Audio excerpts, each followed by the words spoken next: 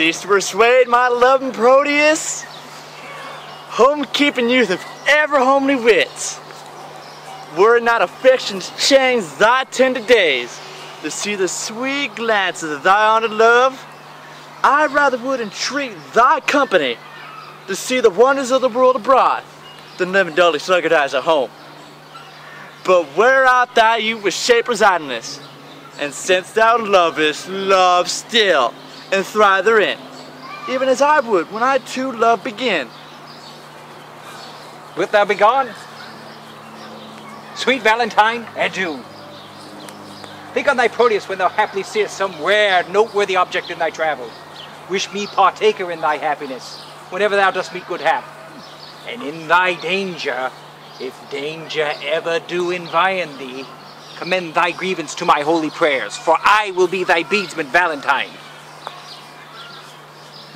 And on a love book, pray for my success? Upon some book I love, I'll pray for thee. That's on some shallow story of deep love. How young Leander crossed the Hellespont? That's a deep story of a deeper love, for he was more than over shoes in love.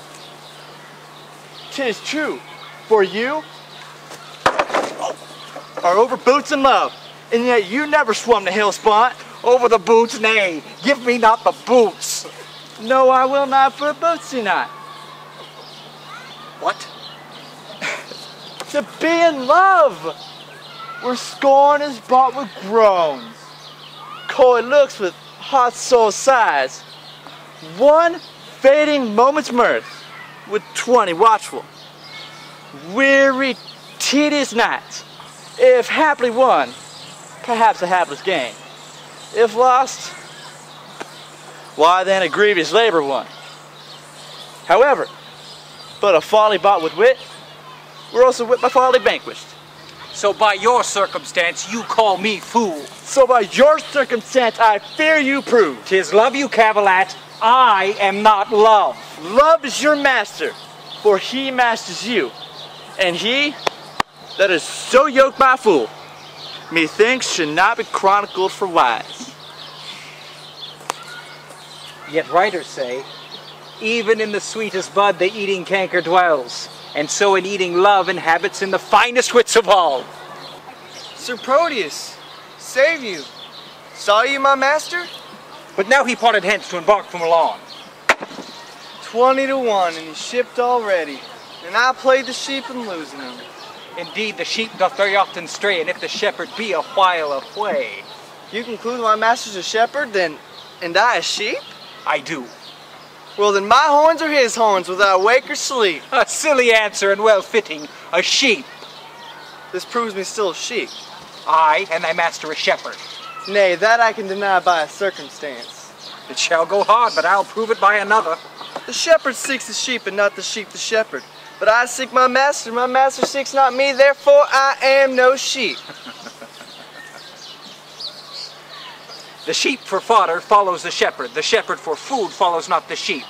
Thou for thy wages followest thy master for wages follows not thee. Therefore,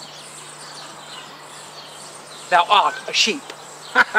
Such another proof will make me cry, bah! But this thou here, gavest thou my letter to Julia? Ah, sir, I, a lost mutton, gave your letter to her, a lace mutton, and she, a lace mutton, gave me a lost nothing for my labor. It's too small a pasture for such a store of muttons. If the ground be overcharged, you were best sticker. Nay, sir, in that you are astray. 'Twere best pound you. Nay, sir, less than a pound shall serve me for carrying your letter. You mistake, I mean the pound. A pinful! From a pound to a pin? 'Tis threefold too little for carrying your letter to your lover.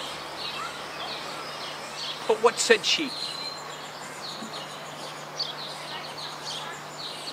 I. Nod. I. Why, that's naughty! You mistook, sir. I say she did not. You asked me if she did not, and I say I. And that, set together, is naughty! You have taken the pains to set it together. Take it for your pains. No, you shall have it for bearing the letter. I perceive I must be fain to bear with you. Why, sir, how do you bear with me? Mary, sir, the letter very orderly, having nothing but the word naughty for my pains. Beshrew me, but you have a quick wit. And yet it cannot overtake your slow purse. Come, open the matter in brief. What said she? Open your purse, that the money and the matter may be both at once delivered. Here, take this for thy pains. Now, what said she?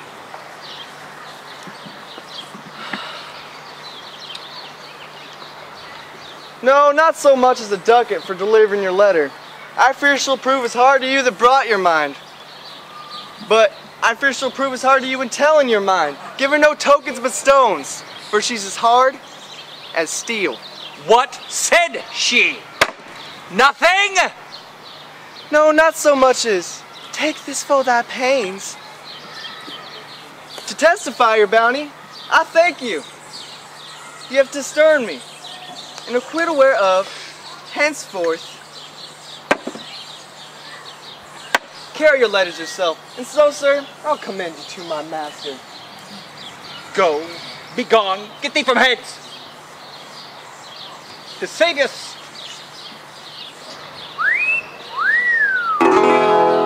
I got a pearl-handled pistol, and I own the town. All my girls idolize me, taught them everything they know. All the men, they adore me, worship the ground I walk on. 'Cause I got style and grace, and I'm in your face. If you don't love me, you die. Oh, yeah.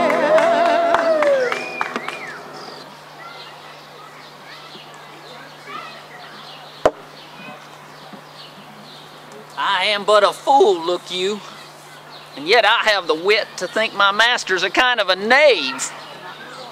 That's all one if he be but one knave. He lives not now that knows me to be in love, yet I am in love. And a tame of horse cannot pluck that from me, nor who 'tis I love, yet 'tis a woman. What woman? I will not tell myself, yet 'tis a milkmaid, yet 'tis not a maid, for she hath had gossips. 'Tis a maid, for she is her master's maid, and serves for wages.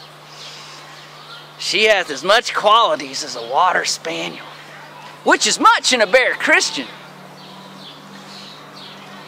Here is a catalogue of her condition. Imprimus, she can fetch and carry. Why, a horse can do no more. Nay, a horse cannot fetch, but only carry. Therefore is she better than a jade. Item, she can milk. Look you, a sweet virtue in a maid with clean hands. How now, Senor Lance? What news with your master's ship? With my master's ship? Why, it is at sea. Your old vice still, mistake the word. But, Sirrah, what news then in your paper? It's the blackest news that ever thou heardest. Why, man? How black? Why, as black as ink. Let me read them. Fie on thee, jolthead! Thou canst not read. Thou liest, I can. Well, then I will try thee. Tell me this.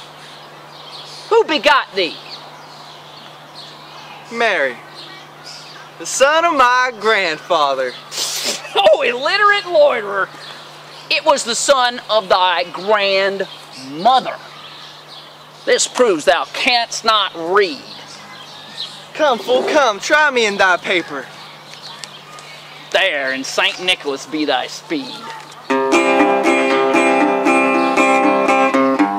Moving from Verona to Milan. Moving on. The quest to find it has taken so long. Out on the open road. Out on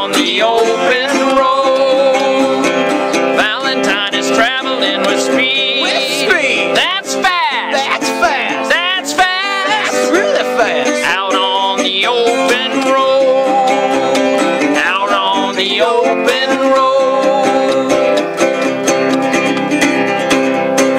I can't wait to find a place to get a beer. I can't wait to find a place to get a beer. I can't wait to find a place. Oh look, we're here! Master, Sir Thuriel frowns on you. I boards for love. Not of you, of my mistress then. 'Twere good, you knocked him. Servant, are you sad? Indeed, madam, I seem so. Seem you that you are not?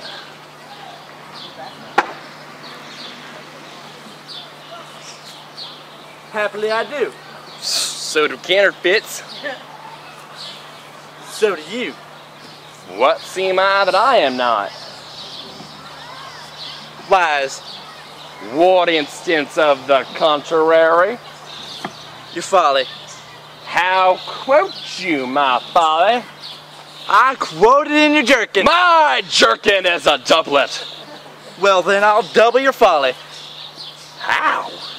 What angry Sir Thuriel? Do you change color? Give him leave, madam, he is a kind of chameleon. The half more mind to live in your blood and live in your air. You have said so, sir. Ah, and done too. For this time, I know well, sir, you always end ere you begin. A fine volley of words, gentlemen, and quickly shot off. 'Tis indeed, madam. We thank the giver. Oh, who's that, servant? Yourself, sweet lady. For you gave the fire. Sir Thuriel borrows his wit from your ladyship's looks, and spends what he borrows kindly in your company. sir, if you were to spend word for word with me, I shall make you wit bankrupt. I know well, sir, you have an exchequer of words, and I think no other treasure to give your followers, for it appears by their bare liveries that they live by your bare words. You have your will. My wish is even this, that presently you hie you home to bed, you subtle, perjured, false, disloyal man. Think'st thou that I am so shallow, so conceitless to be seduced by thy flattery, that hast deceived so many with thy vows? Return, return and make thy love amends. For me, by this pale queen of night, I swear, I am so far from granting thy request, that I despise thee for thy wrongful suit, and by and by intend to chide myself for even spending time in talking to thee.